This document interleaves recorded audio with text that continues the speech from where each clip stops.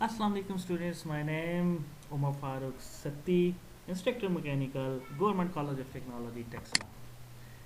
Basic Engineering Drawing, code है इसका MEC 173, Chapter 3, Types of Lines.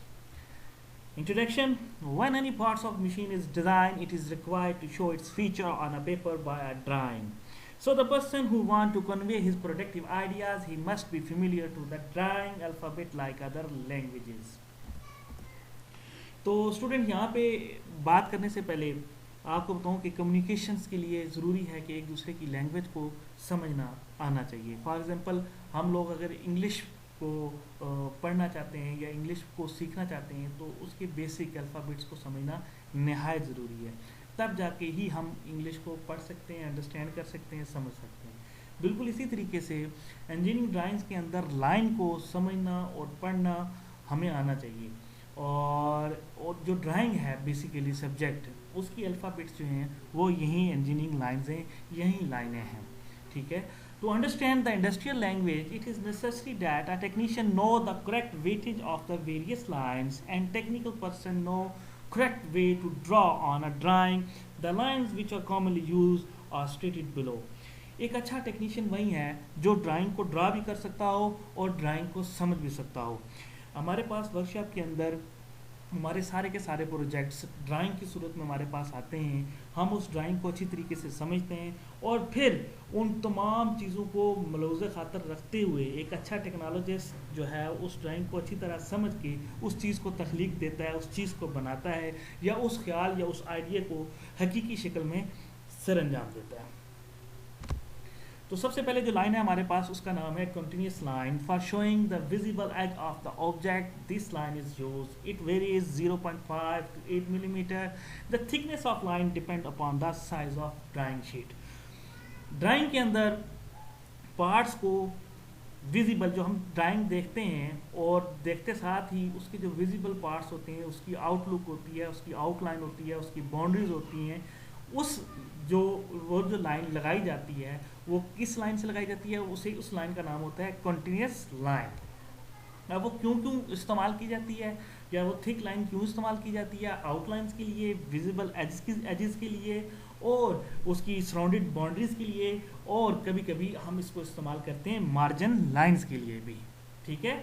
तो स्टूडेंट्स ये जो थिक लाइन है इसे हम लोग कहते हैं कंटिन्यूस लाइन, या इसका और भी नाम है, इसको आउटलाइन भी कहते हैं और विजिबल लाइन भी कहते हैं। आगे हमारे पास dotted line. When it is required to indicate the hidden feature of any object, dotted line is drawn and same specification as per visible line but composed of short lines having the length of 3 millimeter, 1 millimeter apart to each other. It dashes start and end in contact when drawing at angle. आपको एक बात बताता चलूँ कि drawing के अंदर जो चीज़ें हमें नज़र नहीं आ रही होती, जो फीचर्स उसके हिडन होते हैं या पोशीदा होते हैं, जो नज़र नहीं आ रहे होते हैं, उन लाइंस को शो करने के लिए हम लोग क्या इस्तेमाल करते हैं? डॉटेड लाइन का इस्तेमाल करते हैं। जैसे कि आप ये देख रहे हैं इस बॉक्स के अंदर इसको फ्रंट में दिखाया गया और ये जो लाइन इस्तेमाल की गई है इस बॉक्स के अंदर, ये जो लाइन इस्तेमाल की गई हैं ये इस्तेमाल की गई हैं कंटिन्यूस थिक लाइन के साथ। और हमें पता है कि इसकी जो पोशीदा फीचर्स हैं, या ये वाली जो साइड है ये नज़र नहीं आ रही, ये वाली साइड इसकी नज़र नहीं आ रही और यहाँ से ये वाली साइड इसकी नज़र नहीं आ रही, तो वो लाइंस हम किससे शो करेंगे? वो लाइंस हम शो करेंगे डॉटेड लाइन की मदद से। ये 3 मिलीमीटर के ऊपर होगी, स्टार्ट होगी 3 मिलीमीटर और 1 मिलीमीटर का गैप, फिर 3 मिलीमीटर, फिर 1 मिलीमीटर का गैप, फिर 3 मिलीमीटर। इस लाइन को हम लोग कहते हैं हिडन और डॉटेड लाइन, ठीक है। और ये क्यों इस्तेमाल की जाती है?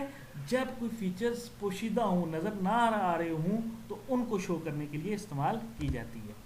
जैसे इस ड्राइंग के अंदर भी मैंने आपको बताया कि जो फीचर्स इसके छुपे हुए नज़र नहीं आ रहे थे टॉप से, साइड से या फ्रंट से, उनको हमने शो करने के लिए क्या इस्तेमाल किया? डॉटेड लाइन का इस्तेमाल किया। किसका इस्तेमाल किया? डॉटेड लाइन का इस्तेमाल किया गया। Good, next, centre line. When it is necessary to show the center axis of the symmetrical object, this line is drawn. It consists 2 dash long 20 to 38 millimeter and short 3 millimeter. These are drawn at the distance of 1 millimeter. This line start and end with the long dashes. तो dear students, जब किसी object या उसके features को दो बराबर हिस्सों में तकसीम करके दिखाना मकसूद हो तो इस लाइन का इस्तेमाल किया जाता है। ये लाइन स्टार्ट होती है 3 मिलीमीटर, फिर गैप आता है 1 मिलीमीटर का, और फिर गैप आता है 20 मिलीमीटर का, फिर 1 मिलीमीटर, फिर 3 मिलीमीटर, और फिर गैप आता है इसका 20 मिलीमीटर का। ये हम देख रहे हैं, ये 3 मिलीमीटर, फिर 1 मिलीमीटर गैप, और यहाँ से लेके यहाँ तक का फासला इसका 20 मिलीमीटर, या अगर ड्राइंग बड़ी है तो उसको 38 मिलीमीटर तक लेके जा सकते हैं। फिर 1 मिलीमीटर का गैप, फिर 3 मिलीमीटर, फिर 1 मिलीमीटर का गैप, और फिर 20 मिलीमीटर या 38 मिलीमीटर। और ये क्यों शो की जाती है? ये शो की जाती है ड्राइंग के पार्ट्स को दो बराबर हिस्सों में तकसीम करने के लिए। यहाँ पे आप देख लें, यहाँ पे हम लोगों ने इसको ड्रा किया हुआ है, ठीक है, और ये सेंटर मार्क भी आ जाता है। जबकि कोई गोल ऑब्जेक्ट हो हमारे पास, सर्कुलर में हो, तो उसको दो हिस्सों में बराबर तकसीम किया जाए तो तब भी ये पार्ट्स आता है। और अगले में आगे हम आपको दिखाते हैं नेक्स्ट इसको कहाँ पे इस्तेमाल किया गया। ये देखें, यहाँ पे भी हम लोग देखते हैं कि इस ऑब्जेक्ट को हम लोगों ने दो बराबर हिस्सों में तकसीम किया गया है, और फिर इसका ये फ्रंट हिस्सा दिखाया गया है, ठीक है। ये ऐसी लाइन जो कि हमारे प्रोजेक्ट को या ऑब्जेक्ट को दो बराबर हिस्सों में तकसीम करती हुई नजर आए, उसे हम कहते हैं सेंटर लाइन। क्या कहते हैं? Centre line. आगे आ जाती है हमारे पास border line. It is very weighty line use in drafting. Its thickness varies from 1 millimetre to 2 millimetre depending upon the size of the drawing. Basically आप बॉर्डर लाइन को हाशिया लाइन समझ लें कि इस हाशिए के अंदर ही हम लोगों ने ड्राइंग को बनाना है, ठीक है। ड्राइंग शीट्स के बाउंड्रीज के लगा दी जाती हैं, ठीक है। इसे हम लोग क्या कहते हैं? Boundary lines. और इस लाइन के अंदर ही फिर हम लोग क्या करते हैं, यहाँ से यहाँ तक इसके अंदर ड्राइंग बनाते हैं। क्लियर हो गया स्टूडेंट्स? आगे चलते हैं हम लोग extension line. For showing feature which are to be dimensioned, it is a thin and sharp line. A gap of 1 millimeter is kept between object and extension line and extend about 3 millimeter behind the dimension line. तो यहाँ मैं आपको बता दूँ कि ये हमारे पास main object है और इसकी हमने यहाँ से यहाँ तक डायमेंशन लेनी है, ठीक है स्टूडेंट्स। तो यहाँ से लेकर यहाँ तक हमने 1 मिलीमीटर से 3 मिलीमीटर का गैप देना है और फिर एक्सटेंशन लाइन लगा देनी है। बेसिकली एक्सटेंशन लाइंस पॉइंटेड उस खास उस मखसूस हिस्से को शो करती है जिसकी डायमेंशन ली जानी होती है। तो वो यहाँ से लेके यहाँ तक की जो लाइन है इसे हम लोग कहेंगे एक्सटेंशन लाइन। और ये जो विजिबल गैप है इस प्रोजेक्ट के अंदर या इस ऑब्जेक्ट के अंदर, ये ज़रूरी बताना होता है कि 1 मिलीमीटर से 3 मिलीमीटर तक का प्रोजेक्ट या गैप हो सकता है। आगे हम चलते हैं dimension line. It is usually kept at each other with arrows head and placed between two extension line. मैंने आपको पहले बताया था कि हमारी डायमेंशंस के लिए ज़रूरी है कि आपको पहले भी बताया था कि डायमेंशन के लिए ज़रूरी है कि 2 पॉइंट्स बताए जाएं, ठीक है। और उन 2 पॉइंट्स को किसके साथ शो किया जाता है? एक्सटेंशन लाइन के साथ। जैसे यहाँ से लेके यहाँ तक का फासला हमने लेना है, उसको उस लाइन्स को हमने किससे शो किया? एक्सटेंशन लाइन के साथ। और जो लाइन हम लोगों ने लगाई, ठीक है, जिसने मेजर किया, उससे हम लोग कहते हैं डायमेंशन लाइन। इसकी एंड जो है उसके ऊपर एरोज होते हैं और बीच में हमारा फीचर साइज लिखा जाता है। जैसे फॉर एग्जांपल यहाँ पे 30 लिखा गया। आगे आती है बात सेक्शन लाइन की। These are continuous thin sharp lines drawn at the end of at an angle of 45 degree and uniform space between 3 millimetre space depend on the size of drawing. जब भी हम लोगों ने ड्राइंग के अंदर किसी चीज़ को काटते हुए दिखाना है या काटने के बाद उसके अंदर की फीचर्स को दिखाना है, तो हम क्या इस्तेमाल करेंगे? सेक्शन लाइन इस्तेमाल करेंगे। क्या इस्तेमाल करेंगे? Section line. और ये लाइन, इनको हैचिंग लाइन भी कहा जाता है, और ये 45 डिग्री के जाविये पे लगी जाती हैं। और इन दोनों लाइंस के आपस में डिस्टेंस जो होता है वो कितना होता है? 3 मिलीमीटर। Clear students?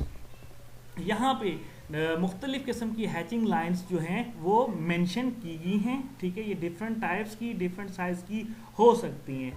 बेसिकली हमारे पास हैचिंग लाइंस तब इस्तेमाल की जाती हैं जब हमने अंदर का उसका क्रॉस सेक्शनल एरिया या कटिंग दिखाना मकसूद हो। आगे हमारे पास cutting plane line. Dear students, जो अगली हमारे पास लाइन है उसे हम लोग कहते हैं cutting plane line. Cutting plane line वहाँ पे इस्तेमाल की जाती है जहाँ पे किसी ऑब्जेक्ट को काटा जाता हुआ दिखाई दे रहा हो। ठीक है, तो ये लाइन लगाने के लिए हमें ज़रूरी है सबसे पहले हम लोग 20 मिलीमीटर की लंबी लाइन, उसके बाद 1 मिलीमीटर का गैप, उसके बाद 3 मिलीमीटर की लाइन, फिर गैप, फिर 20 मिलीमीटर की लाइन, और एंड के ऊपर यहाँ पे राइट 90 एंगल्स के ऊपर ये एरोस जो हैं वो लगाने होते हैं। ये डायरेक्शन बता रहे होते हैं कि किस साइड से हम किस पीस को काट रहे हैं। यहाँ पर भी मैंने आपको कटिंग प्लेन लाइंस के बारे में बताया कि ये एक हमारे पास ऑब्जेक्ट है और इस ऑब्जेक्ट को हम लोग काट रहे हैं। ठीक है, सेंटर के बीच में से इसको काट रहे हैं और काटते हुए शो कर रहे हैं। ये जो लाइन है हमारे पास जो कि राइट 90 एंगल के ऊपर है, इसे हम लोग कहते हैं कटिंग प्लेन लाइन। और जैसे कि डायग्राम में आपको बताया कि ये कटिंग प्लेन लाइन जिस तरफ से हम देख रहे हो या यहाँ से हमने काटना हो वहाँ पर इस्तेमाल की जाती है। आगे हमारे पास आती है ब्रेक लाइन।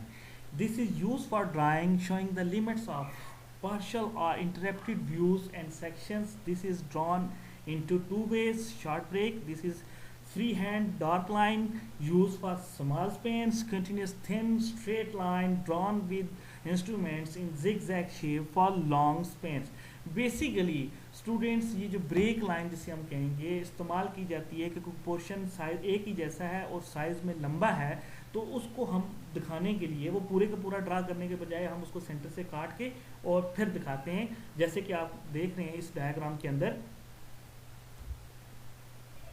जैसा कि आप देख रहे हैं कि ये एक 100 इंच का पीस है और इसकी तकरीबन 20 इंच लेंथ है, हाइट है सॉरी। तो एक ही जैसा है, तो हम लोगों ने बजाय इसके कि इस पूरे के पूरे को ड्रा किया, हम लोगों ने क्या किया कि यहाँ से जिग जैग इसको काट लिया। ठीक है, इसको भी काट लिया। ठीक है, जहाँ पर बड़े ऑब्जेक्ट्स हों और उनको काट के एक छोटा दिखाया जाए ड्राइंग के अंदर, तो वहाँ पर ये लाइन इस्तेमाल की जाती है। और आप ये देख रहे हैं कि इस लाइन की कुछ जिग जैग इस टाइप की शक्ल होगी। ठीक है, ठीक है स्टूडेंट्स। आगे हमारे पास आती है leader line. Basically students, leader line जो है, लीडर लाइन ऑब्जेक्ट के फीचर्स दिखाने के लिए, जैसे कि यहाँ पे हमने ड्रिल करनी है और दो होल्स हैं एक जैसे, तो ऐसी चीज़ यानी कि स्पेसिफिक डायमेंशन और नोड लिखने के लिए जो लाइन इस्तेमाल करते हैं हम लोग, उसे हम लोग कहते हैं लीडर लाइन। क्या कहते हैं? Leader line.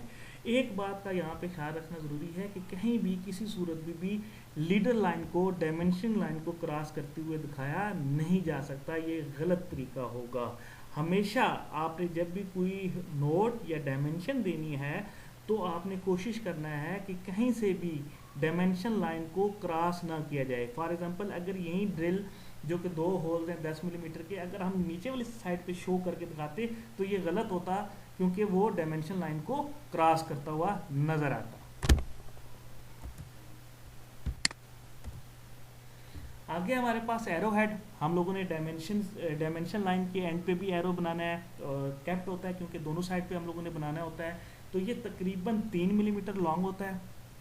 ठीक है, और ये हाथ फ्री हैंड की मदद से ही, या आप कह सकते हैं उसको, इसको बनाने के लिए कोई इंस्ट्रूमेंट ऐसा तो यूज़ नहीं करते हम लोग, लेकिन ये है कि इसको हमने दिखाना है बिल्कुल फ्री हैंड बनाते हुए। जैसे आप देख लें यहाँ से यहाँ तक का फासला जो है इसका ये 3 मिलीमीटर होना चाहिए। ठीक है, और उसको फ्री हैंड बनाना है, हाथ की मदद से बनाना है, और एंड के ऊपर आकर हमने इसको सॉलिड कर लेना है। तो आज हमारे लिए इतना ही था। ठीक है स्टूडेंट्स, उम्मीद है आपको ये पसंद आया होगा और आपको डिफरेंट लाइन जो है उनको समझने में आसानी भी होगी। कोशिश करें कि इनको 2-3 दफ़ा देखें, और कोई पॉइंट है अगर आपके पास तो आप मुझसे दोबारा रब्ता कर सकते हैं। कोई क्वेरी है तो आप मुझसे पूछ सकते हैं, कोई क्वेश्चन है तो वो भी आप मुझसे डिस्कस कर सकते हैं।